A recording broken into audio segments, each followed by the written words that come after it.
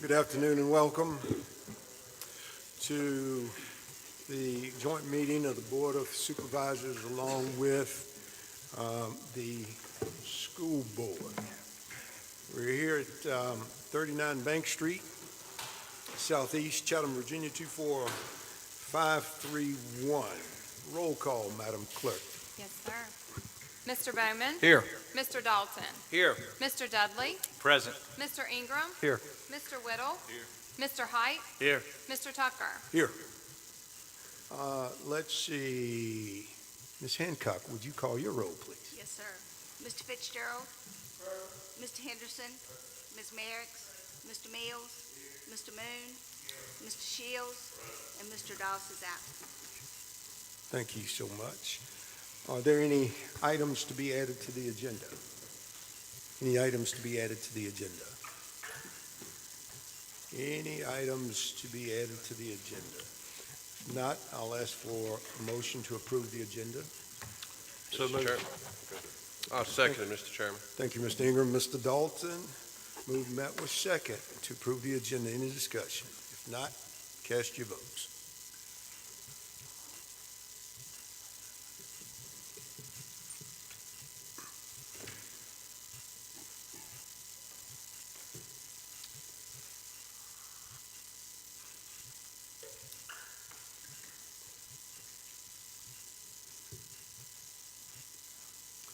Motion passes 7-0.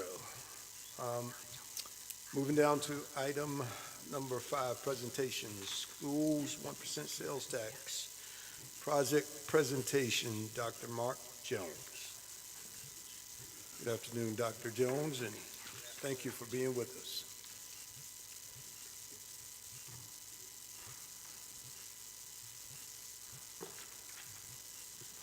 Good afternoon, Mr. Tucker, members of the Board of Supervisors, Mrs. Merrick's, and members of the school board.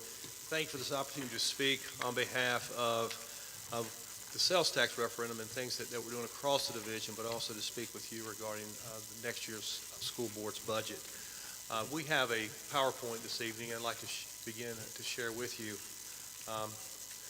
As I always do, I like to share the good things that are going on in the school division, so I'd like to do that first to kind of give you all an idea of what we're doing and the accomplishments of our students and our staff. Does this advance the slides here?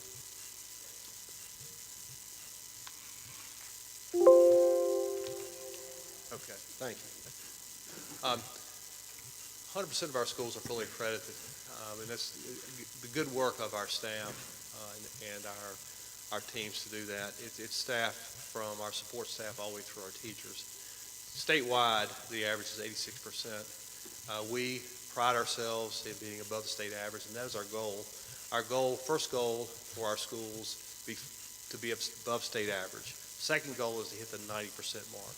If you recall, prior to COVID, we were there. We were about at 90%. Since COVID, we dropped back a little bit, but we've made some gains this year, and we're about where we were pre-COVID. So I appreciate the good work of our staff in doing that.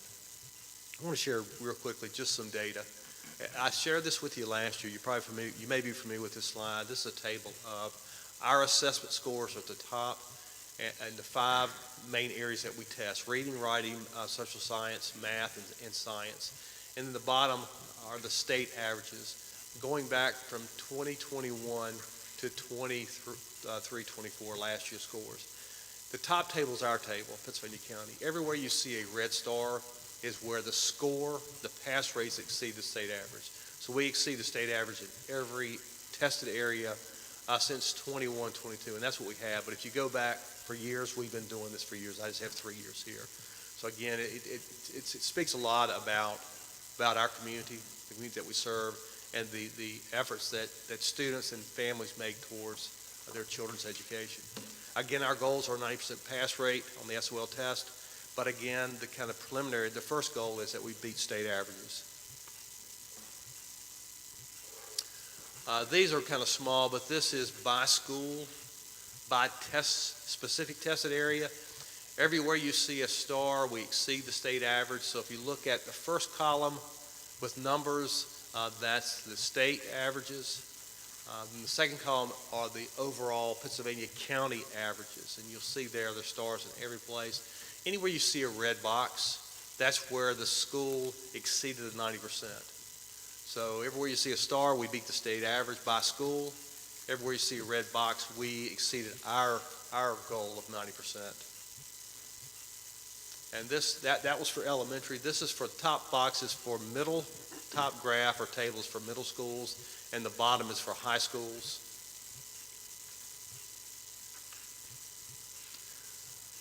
Looking at pass rates, we are 17th out of 132 divisions for all students in reading.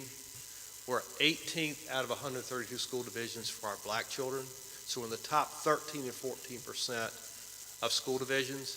And in mathematics, we're 14th out of 132 for all students, and 4th for our black children out of 132 school divisions. So we're top 11% and top 3rd%. Again, it says that we're meeting the mark there. As I did last year, we have 5 schools that have been recognized as National Blue Ribbon schools in the state of Virginia. Last year, we had two selected just last year. This is the state's recognition of exemplar schools. We had 7 schools out of 141 schools that were recognized out of 1,754 schools in the state. So only 141 schools were recognized, and we had 7 out of the 141 recognized. So again, speaks volumes about what we're doing in the division. I think that's going to be, I think I have a percentage here.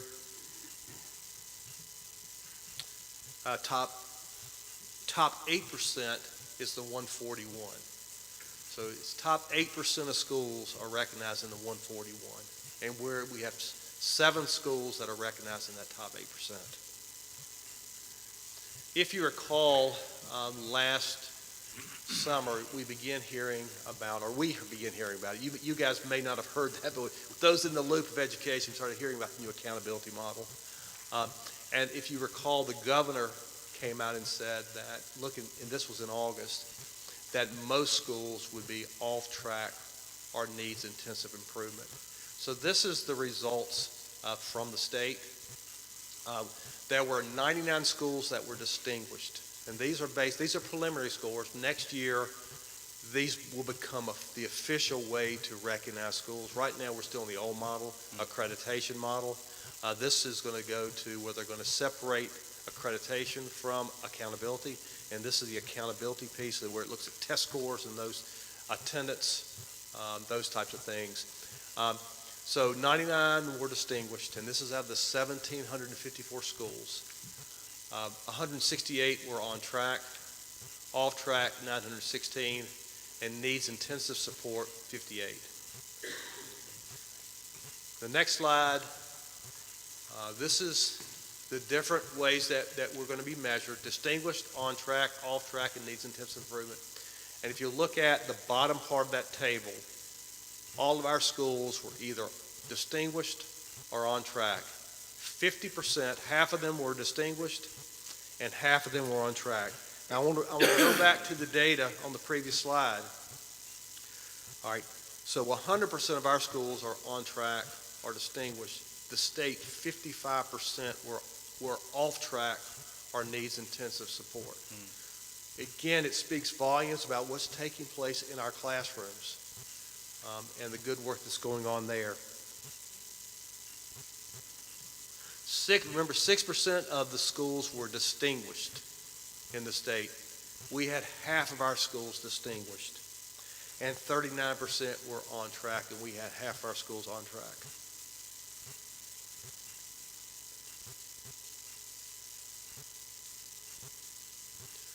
Now I'd like to talk about real quickly about some programs that we have in our schools. We have taken, we pretty much can get blood out of a turnip in Pennsylvania County. So we've taken our gifted teachers, we've taken our old computer labs in our elementary schools, and we've converted them to STEM innovation labs in each of our elementary schools.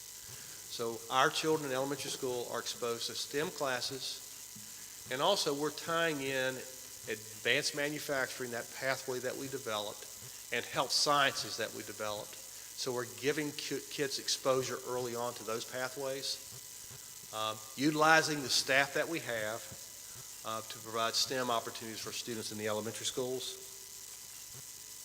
They're learning coding about electricity. They're programming robots. They're looking at sound and light. They're using vernier probeware. A lot of things that are just cutting edge types of things for our kids in the elementary schools. If you remember Career Connections labs in our middle schools, our children are exposed to advanced manufacturing, health sciences. A lot of good exposure to that in our middle schools. That's that pathway that was developed with GoTech, the Go Virginia initiative, that goes through DCC and the Institute. Again, in Pennsylvania County, it begins in the elementary school, but it really started in our middle schools about 6 or 7 years ago, where the impetus began. But we teach kids about additive manufacturing, CNC machining, welding, robotics, metrology, manufacturing engineering, electrical and mechanical engineering, and then health sciences. In 9th and 10th grade, we had a gap there in 9th and 10th grade where our children would leave their Career Connections lab in middle school, have 2 years without any exposure to advanced manufacturing and health sciences, and then have an opportunity in the 11th and 12th grade to go to the governor's school, to the Academy for Engineering Technology, or PCTC. Well, a couple of years ago, we developed a 9th and 10th grade program there, and that's the Academy, the Advanced Manufacturing and Health Sciences Academies, and those children are bussed over to the STEM Academy during 9th and 10th grade, where they again have exposure to those career opportunities, building that pathway of workers, employees that will graduate from high school. And then you all are really fully aware of what we have offered at our Career and Technical Center. We have 20 programs there, a lot focused on advanced manufacturing.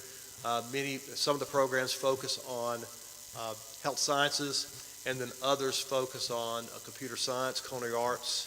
We have a cosmetology program there. So there's a wealth of opportunities there for our children to finish high school and have a career opportunity, or to matriculate on to a 2-year or 4-year university or college or university there. And then we have the Academy for Engineering Technology is available at the Institute for students, and they can earn up to 40 credit hours there, college credits there in engineering, pre-engineering coursework, or they can go to the governor's school where they can earn up to 50 to 60 hours there. We have several students every year that graduate with an associate's degree. If they go back to DCC and pick up a course or two there, they can graduate with an associate's degree. Quite a savings for our parents. Kind of changing gears here. A couple years ago, the board, under the board's direction, we looked at middle school sports. And so we began with girls volleyball and basketball last year. This year we brought on golf, cross country, flag football, and cheerleading. If you haven't gone to one of these games, I'd encourage you to go to them. They're very exciting. Parents love this opportunity for children, and children are benefiting from this opportunity. We look to expand this next year to several other sports, but appreciate the school board's direction in this. I think it's providing some good opportunities for kids to keep students active and engaged in school. It's just another avenue for a lot of kids.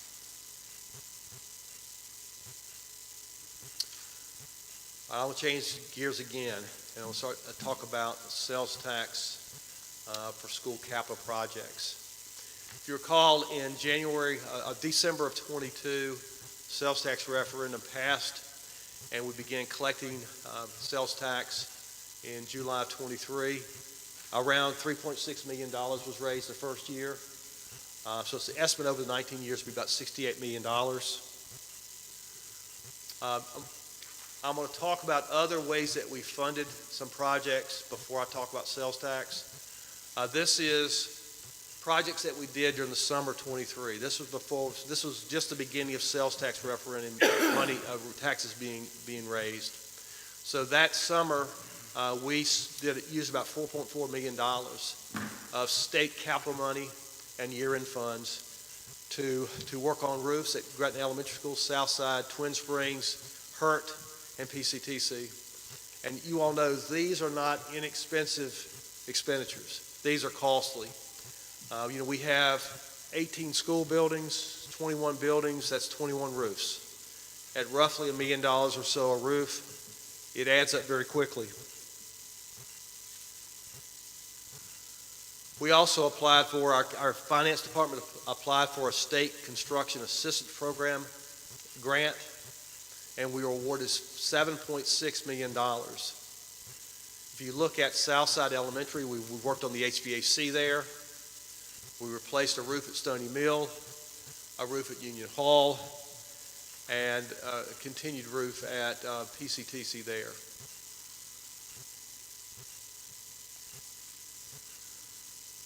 Stony Mill Elementary School, we used CARES Act money, a state grant, and some local money, $7.3 million to repair the HVAC and windows there. These windows were put in the 60s, so as we do HVAC, we're replacing the windows as well. So we look at older schools and the cost of that. A lot of buildings, a lot of expenses. Greatly appreciate the Finance Department and Maintenance Department's working to find these additional funds to do this. So these are the projects that we've funded without sales tax monies.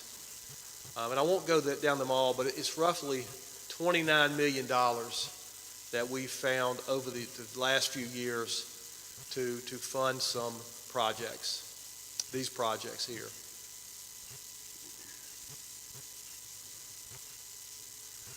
All right, these slides begin focus on sales tax referendum dollars.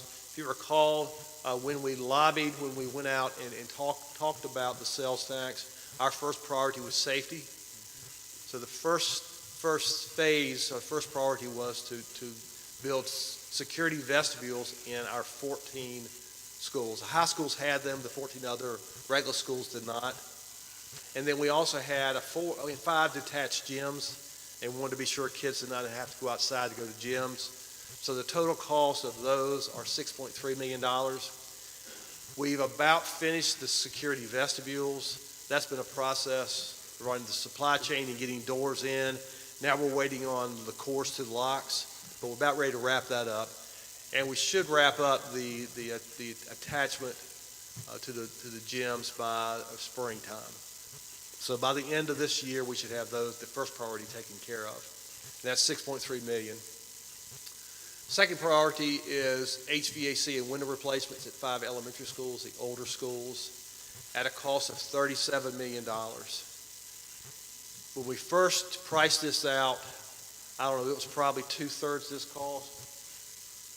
Look back at Mrs. Worley, but maybe 2/3 this cost or maybe half this cost, but inflation has really gotten us, but that's $37 million. I'm sorry, $30.9 million there, but cumulative priority 1 and priority 2 is $37 million at this point. So the HVAC and window replacements for Chatham L, Hurt L, Mount Airy L, Southside, Union Hall is $30.9 million. Our third priority, and I want to kind of back up because you'll see 2 stars at the bottom. We have started those 2 projects at Stony Mill and at Union Hall. Those are beginning right now. And Kentucky Elementary School is the third priority, and that's 12 additional classrooms at $6.5 million.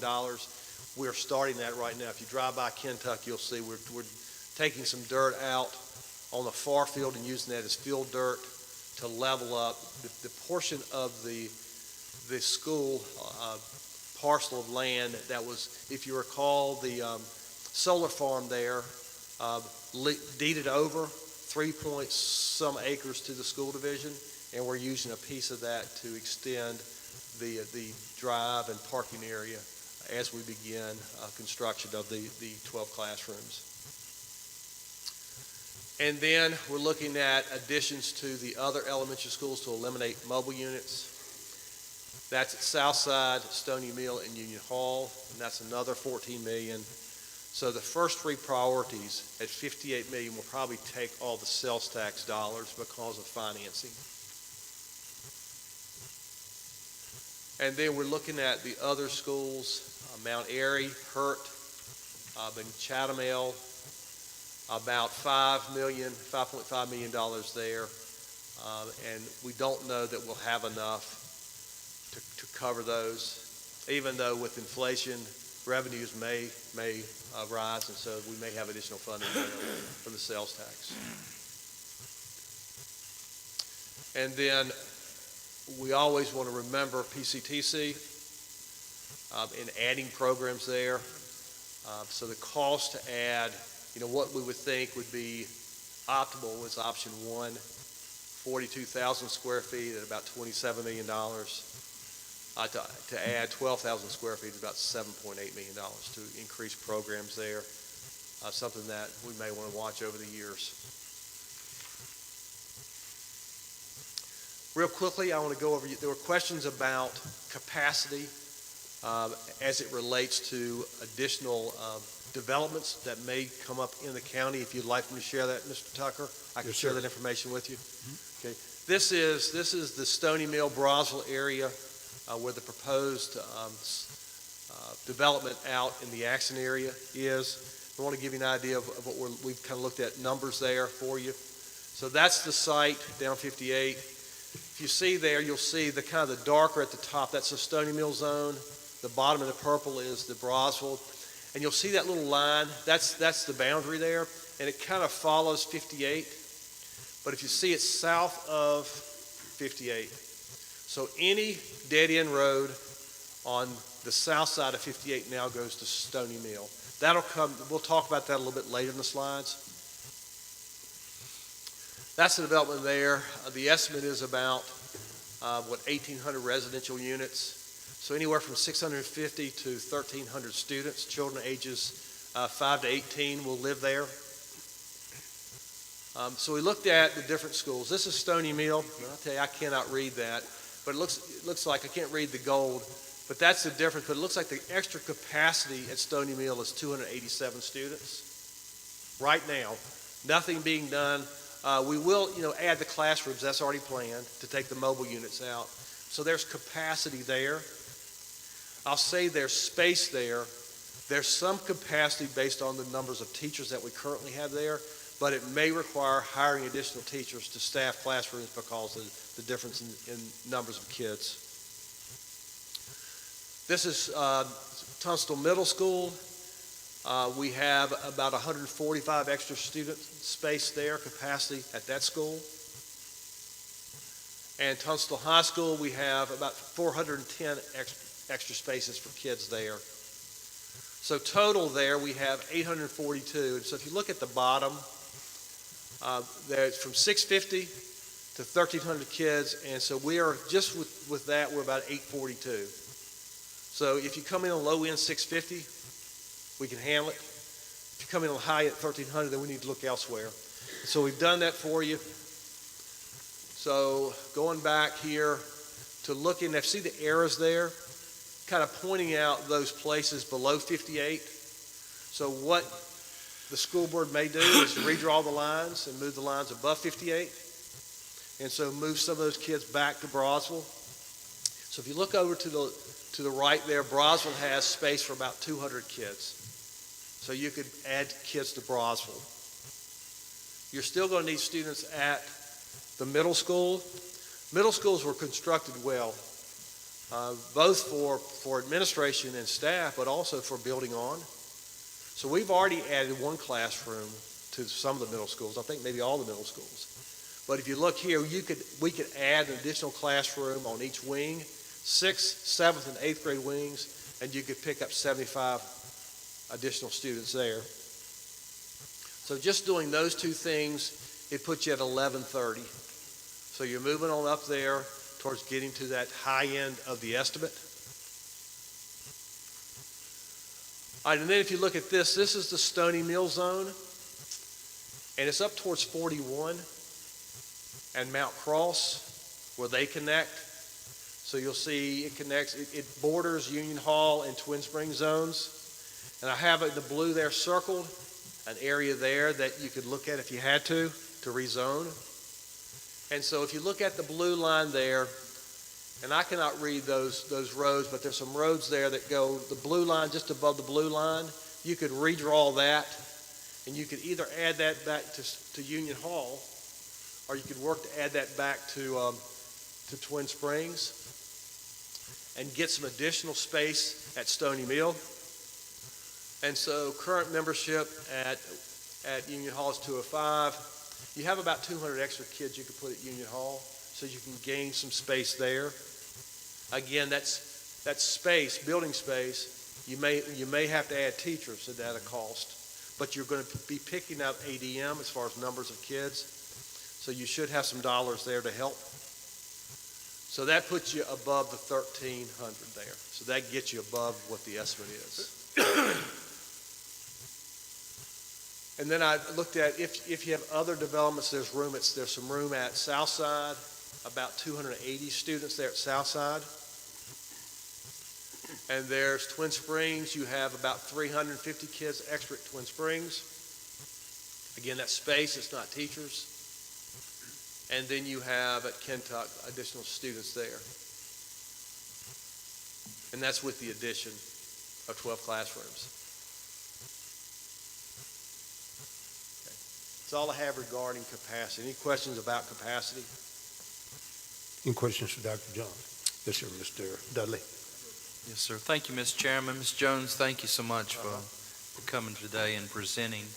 I saw some figures on there with Hurt Elementary, and you all put a roof, is that correct, on the cafeteria? Is that over the cafeteria? Yes, sir, just cafeteria. That does not include the gymnasium there, correct? Don't know that.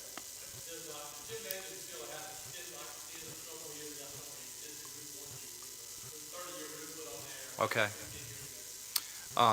Reason I brought it, and thank you too, appreciate it. Reason I brought it up, we had a meeting there. It was back in December.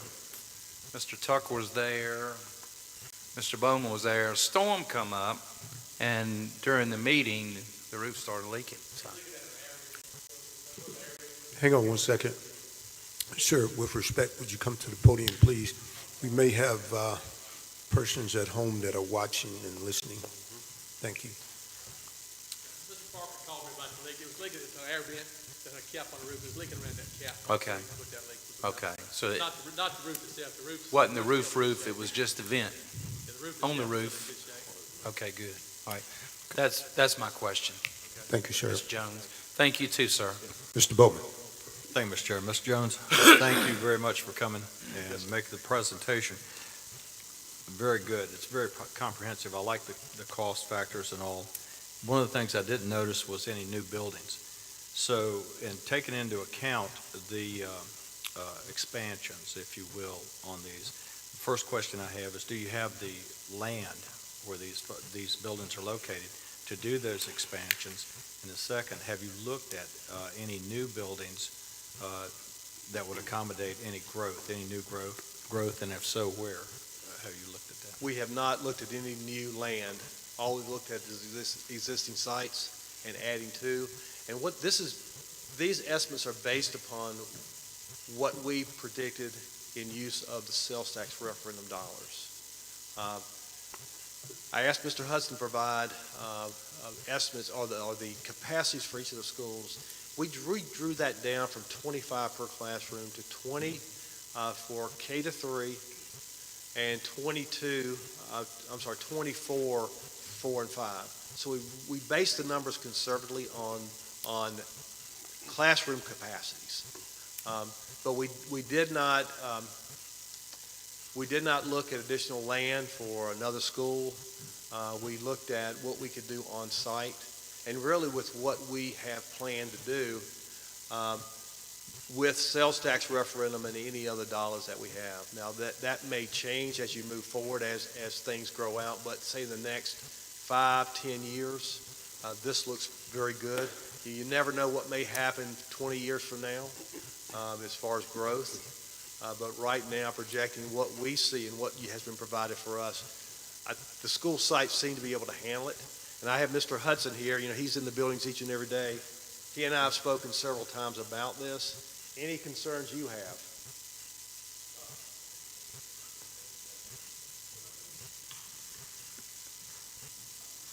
Yes, sir. That's what Dr. Jones was saying. With the existing buildings, we've got, about 830 people, more capacity in existing buildings, so we've not looked to expand. I know Stony Mills site, with the addition, we're building just to get rid of the mobile units, we're pretty much taking that site. We do have some more capacity possibility at the other schools, but Stony Mills is the only one I think we pretty much fill the site up just because of the way the area is, the land right there. But right now, we're good for another 800 and some students, which takes us another five years plus, I think, to fill those up. We do still have the Whitmore site. If we were to get more growth in that area of the county, we still have that site. But it would be a new school with that site. Do you recall how many classrooms are proposed at Stony Mill? I don't have enough. Stony Mill is 6 classrooms where we're taking out 5 mobile units. We're not adding much capacity there. That's the site that has the most constraints, as far as land-wise, constraints to build. I would just say the residential building, this project out in Axton that is going to take place here, that's not going to be the one and done. There's going to be others that are going to take place. So my recommendation would be, when you're doing the future planning, is to start looking at sites for new building locations, because those developments, once they start rolling, once they start springing up, it may not be 1,700, but it may be 500, it may be 800 or 1,000 or something like that. And we're going to have to accommodate those. And as you know, it takes a lot of time in order for government to get moving versus the private sector out there. Once they start, putting those things up there, they're going to want places to, send their kids to the schools. So I just recommend going ahead and starting, looking at projects like that in the future and saying, yeah, we've got something on the table here, we can work with. Yeah. We can do that. Yeah, we can.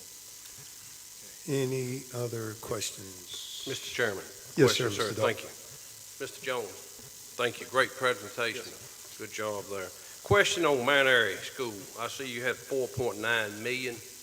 Is that school any chance it's going to shut down in the next few years, or capacity, So enrollment is good or not? we have looked at that. It really has, as far as elementary schools, it has the largest zone.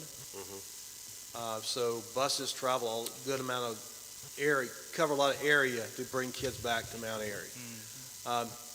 That being said, so if those kids were to go to, say, a Hurt or a Gretna, some of those kids would travel over an hour on the bus. So to me, that is a big concern there.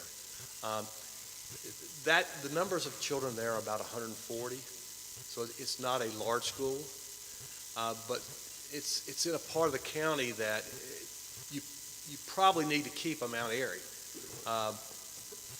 because of that. Because it's just way out, and to have the buses travel, that would be something that you'd probably want to look at.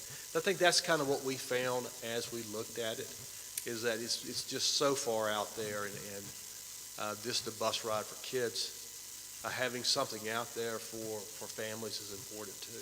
Yeah, I agree. It's just rumors about it may shut down, but I'm just asking a question. Thank you, sir. Yes, sir. Good Appreciate question. Yes, sir. Thank you. Any other No, sir, that's it. Questions? Thank you. comments? Dr. Jones, let me just say this. I want to thank you for being here this afternoon, for making your presentation. I want to commend you, your staff, and also the teachers. The way that you guys just convert these elementary classrooms on the spot, move to STEM preparation for the younger people, and incorporating this technical training. I mean, what an awesome job. And to be fully accredited speaks volumes about, the caliber of our teachers and, the administrative staffs in these schools. So thank you so much for your hard work. Regrettably, we're going to have to wish you well. I want to first start by saying thank you for all of your hard work over the tenure from myself and also this board as you move into the next chapter of your life. So we certainly wish you well, and we thank you for everything that you've done for our Pennsylvania County schools. Thank you, thank you. Now may I present? He's not done yet. Oh, right. Yes, sir. All right, we're moving on to Yes, sir. budget presentation, Dr. Jones. Yes, sir, and thank you very much. So again, thank you all for this opportunity to present the budget this afternoon. I always start with comparisons. So this is a comparison of counties close to us and per pupil. And so if you look, we're Pennsylvania counties to the far left, and just look across, you'll see Bedford, you'll see Patrick, you'll see Halifax, you'll see Campbell, you'll see Danville, you'll see Franklin there. I always do this. If you just compared per pupil based upon our number of children, so the first at the bottom there, the first calculation is the difference between a Bedford's local and our local per pupil amount. And that's $1,454. So that's how much each child in Bedford gets above what we get for local money. If you were to multiply that by the 7,866 children, it's about $11 million difference. I say that to say the return. I hope we all realize the return on investment that we have in Pennsylvania County. You go back to the previous slides and how well our children are doing and how well our schools are doing. It just speaks volumes. I think of work ethic. I really think work ethic and commitment to high standards is what we have in this county. Now, it's parents, it's students. I think it's all of us. It's kind of how we all grew up here. If you look at the far right, the top, it's local composite index. And so that's really tells you about state share versus local share. And so ours is 0.2642. So it says roughly that about 26% of the dollars come from the locality and 74% come from the state, but then you have to factor in some federal dollars there. This is just a composite index form. I'm going to move past that. We've all kind of seen that over the years. But I just ask that as Mrs. Worley comes up and talks about the budget, that we take a look at, funding. We see a need to be sure that our teachers have comparable salaries to those surrounding us, and that other staff members as well just have a comparable salary. We need to keep people here if we're going to continue to have the good things go on in the schools. And so as I turn it over, again, I thank you all for your great leadership in the county over the years. And at this time, we'll turn it over to Mrs. Worley. She's going to present the governor's budget and the Senate and House's version of the budget. Vince. Good afternoon, Ms. Worley. Thank you for being here.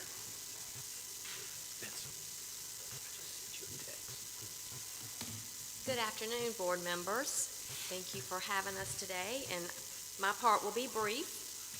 I just want to share with you a little bit about some revenues that we are expecting for the upcoming budget year, and then I'm going to share with you our priorities that our board just adopted at their meeting last week. Actually, I'm doing something a little bit different this year. I've never done this before in all of my years at the school system. The governor's budget proposal, so you know that we work off of a biennial budget. So next year is going to be the second year of the biennium. We already technically have an approved budget for next year. So really they just needed to make some adjustments to it and possibly, hopefully, add some things to it. So the governor's budget proposal that came out in December, we're looking at about an additional almost $1.8 million. And that was basically just some technical updates, updating sales tax, updating lottery proceeds, and then updating our ADM. So thankfully, since COVID, our numbers have been going down quite a bit, but they have started an uptick. So for next year, even with just our state ADM number that we use for budgeting, that's up a little over 90 students for next year. So that's where the 1.7 million comes in.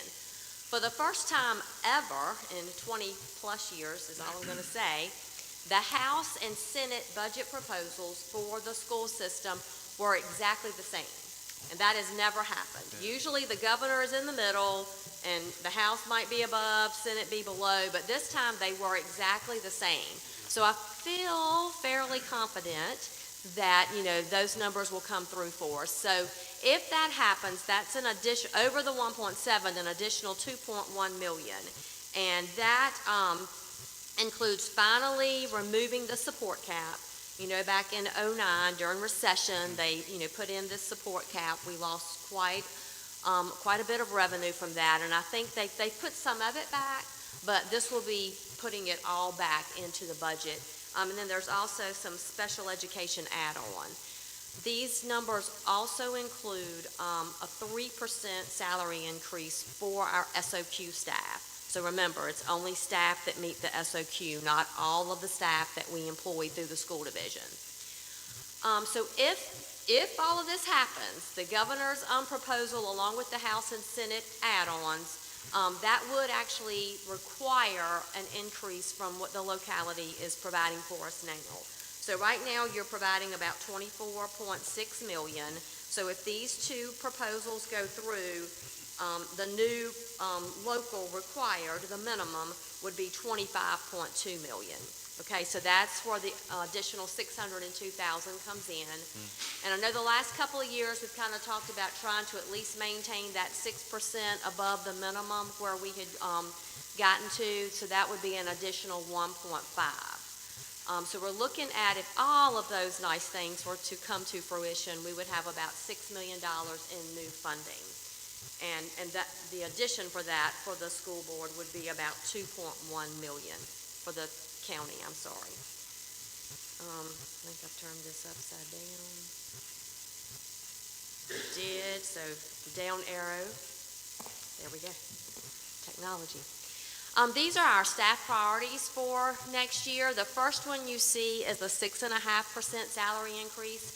I think Dr. Jones has already mentioned that we are just way behind in our surrounding localities and our pay. For teachers, yes, but absolutely for our other staff as well. We are really struggling with custodial staff, with mechanics, with maintenance staff, just support staff in general with our salaries. So it is very important that we do as much salary increase as we can. And for the school division, a 1% salary increase for all staff cost about $800,000. Okay, so the next few items, I won't go through each one, but we do have some staffing items there. We are working really hard at our Career Technical Center to bring back some of our skilled trades. So we're looking for a new position there. Athletic trainers for our high schools and middle schools. We've added sports there, and we definitely need to have some trainers on staff. I think most high schools around us do. We are looking at restructuring our mechanic salary scale.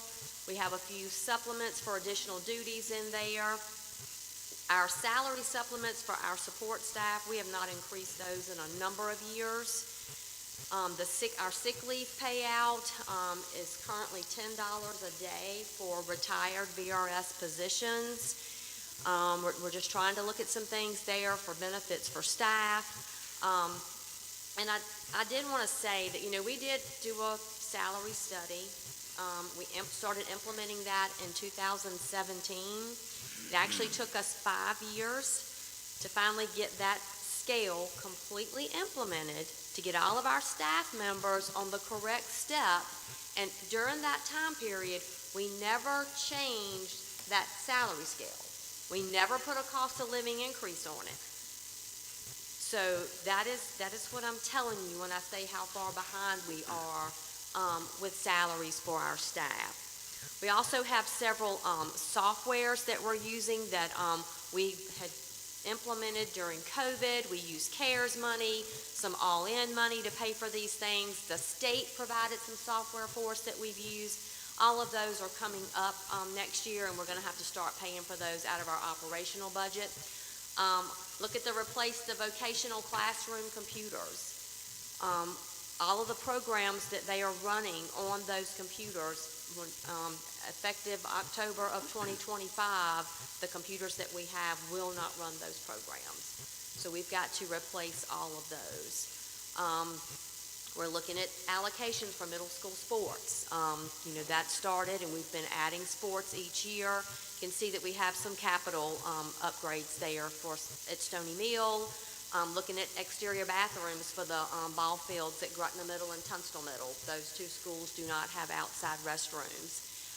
There's some counseling services that we've been using since COVID that are really making a difference in our schools, and then a shed at our bus shop. So as you see, as always, at home, at work, wherever we are, the priorities always add up to be more than the revenues. So our priority list for this year is about $7.5 million. Hang on one second. Are you done with your presentation, Ms. Worley, or you just need to stop and ask a question? Mr. Bowman. This is the last page. You want me to do that, or you want to go back? Can you hold your question and let her complete? Okay. Thank you. Okay, so here's the last page. Remember on the first page when I said the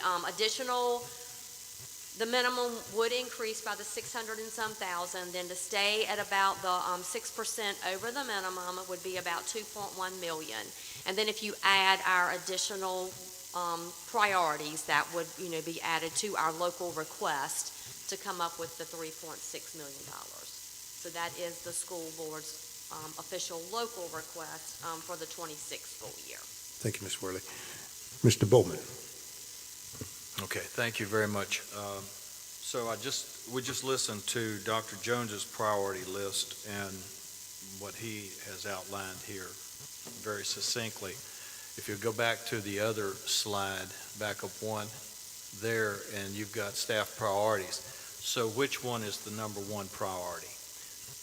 And I'm not being facetious, but all of those can't be your number one priority. And I'm just trying to figure out how do we fund this on a very limited budget and limited revenue stream? And I can't read that because, I just can't read So I've backed up to the beginning of the list. I think, and I don't really want to speak for our board, but generally speaking, our staff is always our number one priority, providing for our staff.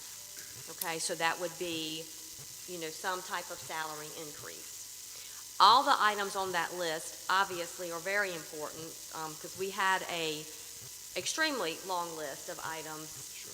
I don't remember the total, but it was quite a bit more than $7 million of items that our overall staff had presented. We will look at some of these things are one-time expenditures. They're not ongoing operational expenditures. So we will certainly look at some of those with year-end money, to fund those. But, as always, we're going to work with what we are able to receive. And I don't know if you're ready for our board members to speak to any of that, because I don't want to say anything that you do not agree with. There's my chairperson. School board members, Okay. any comment? Do they have a mic to hand around? I'm sorry, Mr. Dudley? I said, do they have a mic to hand around, or they may stand up? It's right here. Okay. Do y'all need to talk? Thank you.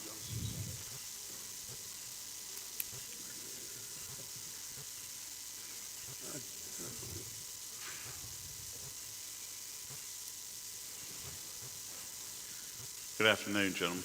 Good afternoon, Ms. Ms. Shields. Shields? Mr. Bowman, to answer your question, I think that whole list is the number one priority. That list started off at about $50 to $70 million. So it's been whittled and whittled and whittled. The good numbers that you gentlemen saw from the school system's been 100% accredited with the funding that we get. It's almost hard to fathom. You got to understand that most of the state, the majority of the state, is getting 30 to 100% accreditation money over top their budget. So they get 30 to 100% above the minimum, okay? We getting last year 6% because the way the numbers skewed around, we ended up at about a 0.5%? It's going to be really low. It's going to be between 1% and 3% when we finish up this year. Okay. So we had a crucial time. We had a very crucial time. They let you know about the salary study. And to give you an idea, most positions that we were talking about the other day of your teachers, entry-level teachers, we're about anywhere from $8,000 to $12,000 behind entry level. Well, guys, we can't keep going. I mean, we keep passing this buck, and I know it's before a lot of you. And me and Mr. Bowman were talking about that before this started. This is not a 1 year, 5 year, 10-year crisis that just started. Okay, it's many years in the making. But we're going to start very soon. The younger the generation as they get, and the older teachers retiring. That's right. When you're talking 8,000 to 12,000, they going elsewhere, gentlemen. They going elsewhere, and it's already started. I've talked to people in the last week that knew that we were meeting, and you've got teachers that are already moving. That in the 1 to 5, 1 to 10 year range, they're moving while they've got time to move and set up in other places. So our staff, Dr. Jones, the whole staff, from the beginning to the top, do an outstanding job of crunching numbers, crunching figures. I'll challenge you, any of your other departments, to look at the same. I mean, we crunch them as hard as we can to get where we're at. But that 6.5%, the teachers need this. And like I said, that doesn't even get us close to where they need to be, but that's just what we feel like can be done at this time. So anything that you guys can do, I know one or two things have to happen, basically. I'm not here to stump or go over the Balico project one way or the other. It's not what I'm going to refer to. What I'm going to refer to is a project of that magnitude or raise taxes. And I know all 7 of you don't want to raise taxes, nor does nobody in this room want to raise taxes. But the money, it can't come but one or two ways, gentlemen, and y'all know that. And so we got to take a hard look going forward if we're going to maintain our school system and what we've got. And we've got a great thing going at PCS schools. Okay? Thank you. Thank you, Ms. Shields. Thank you, Mr. Shields. Mr. Tucker, if I may. Yes, sir. Thank you. Thank you, guys, for giving us this opportunity to come, speak to you and listen to you and present our programs. I want to piggyback off of what Mark has just said. All of those that we have listed up there are our number one priorities. If you ask me personally, do I have a number one priority? And I do, and that is to look at our support staff. We have the distinct pleasure of being like most school districts in that we don't have enough bus drivers to go around because of the pay. We have bus drivers that are running two shifts. They pick up a group at school, they take them to their designated areas, and then they have to go back and pick up another group of students and take home. We have mechanics that are making way less than what they deserve. We have mechanics that have left. We have mechanics that are going to leave.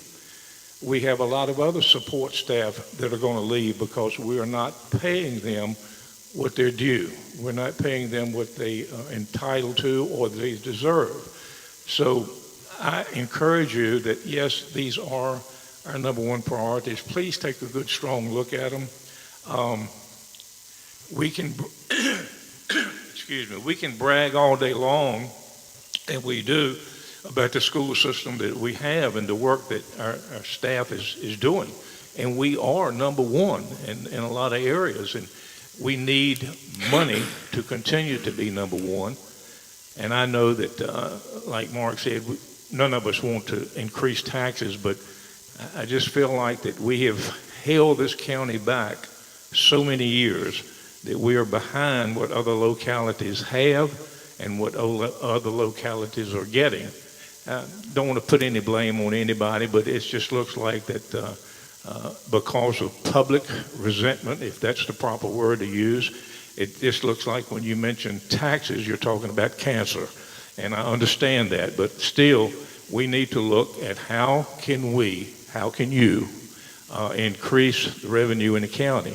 And I would strongly ask that you consider in some way, shape, form, or fashion to think about and maybe perhaps increasing some type of tax base so we can get the money that we need over and above the 6% that you're required to give us. We just need to have more funds to do the things that really need to be done in the county. Thank you.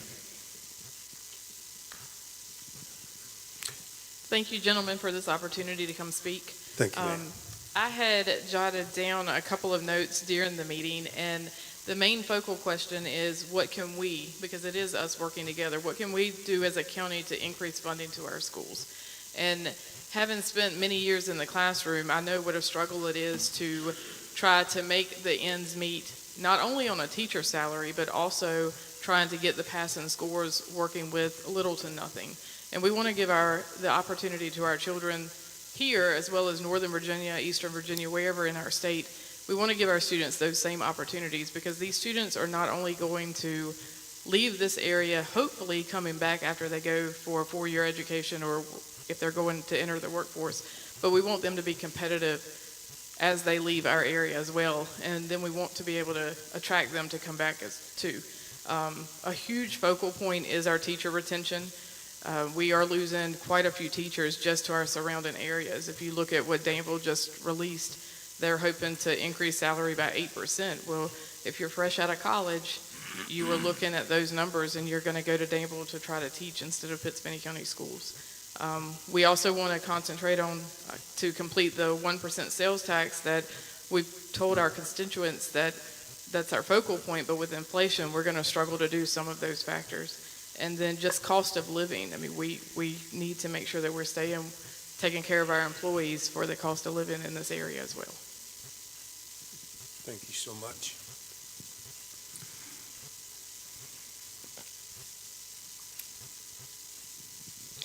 Good afternoon to each and every one of y'all. Good afternoon, sir. We appreciate y'all meeting with us. And I'm going to come from another perspective, because Bannister District, I represent as a school board representative. But most importantly, you all have heard and have been in the newspaper about minorities getting jobs and promotion in the school system. But part of the problem is, when we educate our minority children, so many of them leave this area and go elsewhere. And I know this because I have children that have gone through the school system. And then they are somewhere else working in the school system, making a whole lot more money than what they can make here. If you looked at the news last evening, Danville is proposing an 8 or 9% increase for those teachers. So as our senior teachers leave this, retire, we're not going to be able to attract younger teachers.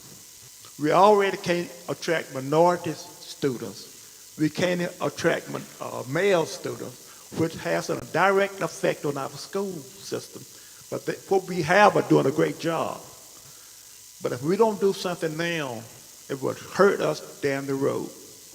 And most of us sitting here, we don't have children in school or whatever, but it's our job to look out for the ones down the road in the future. So we will appreciate any and everything you could do to fund what we are asking for and continue to help the school system. Thank you. I'd just like to make a couple of comments on the schools up in my end of the county in the Staten River district, primarily Hurt and Mount Airy. You know, back in 2021 and 2022, when we put the sales tax referendum out, we sold it to the people all over the county, mainly in Hurt, Mount Airy, that we would do this with a list of what would be done for each school.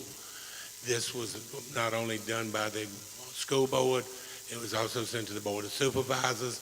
It went up to the county and went on to go on the ballot. That this is what we was looking at providing with this 1%. I hope that we will stay with that. You know, we've got a district up there that's somewhat unique when you hear where we're building at currently. it's going down on the south end of the county.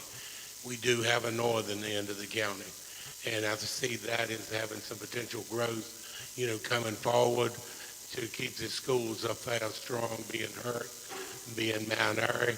And like I say, when you live in the Mount Airy area, you're a long ways away from Hurt, you're a long ways away from Gretna.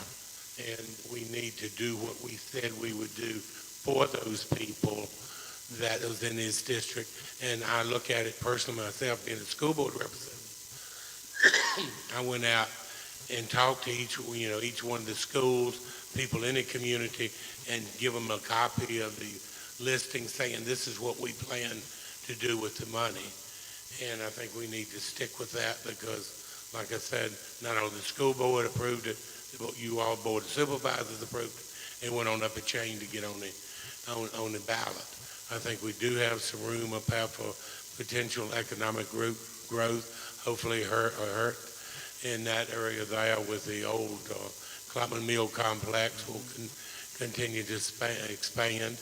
And one of the things, also kind of a little sidebar when we're talking about the housing, developing, with Dan River having 850 people being laid off, that's going to have an economic impact down in that area where people may have to start moving out of the area to get jobs elsewhere and that would increase the capacity, vacant capacity in the schools and all. And I think for too long we've looked at, the southern end of the county has got predominantly most of the growth and all, but we have the northern end that's, it's just as important to me, I know to Mr. Dudley, because we live up out, I've lived out, I'm 72 years old, I've lived out all my life and want to support that area that I've been elected, to do it.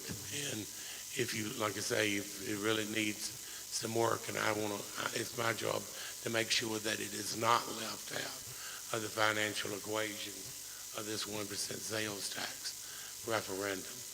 If it's anything that you all know that I can do, in working with unison with you all to help promote any growth up there, I will be more than glad to do it. I have the time and all to work with you.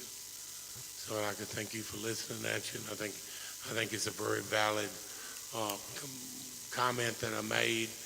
And when you go back and look at everything we've done, like what Dr. Jones put it out, when you go back to look, a lot of times, like in exemplary schools and blue ribbon schools, Mount Airy has always come up in that list along with Hurt. So it shows that even though you have a small student to teacher ratio, that shows it really pays off by when these schools get recognized by the state and by the federal government with what they've been able to accomplish with the resources available.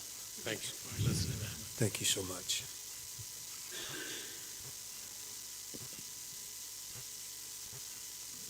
If you looked at our list of priorities, there was a couple of items on there regarding sports. And we met with you guys last year, and we talked about how we just recently implemented middle school sports and how eventually we're going to need new fields for that. I know basically, what we're all saying is we need more money for a lot of different things. And it was mentioned last year, something about an athletic complex, and that would help generate more revenue for the county. So I guess the question I have is, how realistic is that? Do you think we'll have that anywhere in the next, say, 5 to 10 years? Have y'all discussed that at all, or is it just? Hang on, let me see if I can, and again, we're gonna run a little long, we're supposed to be in another meeting, but let me address that very quickly. Back to the issue of taxes, and I heard in the dialogue, and to my colleague's point, his question really was, what's your number one priority? And this thing's kind of going all over the place because I want everybody to understand the 1% sales tax has absolutely nothing to do with your priority list here. Dr. Jones laid out the additions and the physical buildings and that sort of thing. That's what your 1% is for. That's already spent, earmarked, okay? Now, what we're really talking about is, the support of the board for finances. To answer your question about the sports complex, is it realistic? Yes, it's realistic. Will it be something that's going to be built in the next 5 years? The answer is no. And I'm going to tell you why it's no. Now, when I became chairman of the board, I made a commitment, and the first commitment was to education and to the school board. So I'm going to do everything within my power necessary to make sure that you have the funding that you need. There are a lot of variables at work here. Okay, we know we have limited resources, but there's a third way to find money also. It's called cutting expenses. And that's one of the things that we're going to do during the budget process to make sure that we give the schools what they need to be able to get the job done, and also retain great staff in the form of teachers, mechanics, on down the list. That will happen. As far as taxes are concerned in this county, if you do a side-by-side comparison to other localities in our neighboring counties, the actual tax burden for Pittsylvania County is almost at the bottom. Per individual, we're paying lower taxes in this county than our neighboring counties, period, in the story, amen. That's not a popular conversation to have. The same gentleman asked the question when we were setting the tax rate, and I digress. But, we just have to be men. We have to have backbone and step up and just do what's right. Can't afford to play politics right now. Okay? So that's where I am, and that's my commitment to you, just as I shared with the board in my initiatives when I became chairman of the board. But I can't sit here and look you straight faced and say, yes, we're going to have a sports complex in the next 5 years, because that takes long-term planning. It takes a lot of things being in place. And in fact, we have to take care of what we have first before we go in that direction. And I hope that answers your question. Thank you. Yes, sir. Yes, sir. Quickly. Real quick, We're over. just one other thing, and this is clarification, I think, more than anything else, and Dr. Jones, help me here if I misstep. But once this board allocates funds to the school division, we don't dictate where those funds go. Am I correct? Especially when it comes to staff pay. Yes, we do. Ms. Worley, would you come to the podium, please? Hang on, Mr. Bowman. Can you answer that question for Mr. Bowman? I can. No, generally, when we receive funding from you, then we are able to use that as we see fit. We make the decisions. That's all I need to know. Thank you. All right. Thank you, ma'am. Thank you very much. Any other for your questions? time. Appreciate it. All right. Hearing none, meeting stands adjourned.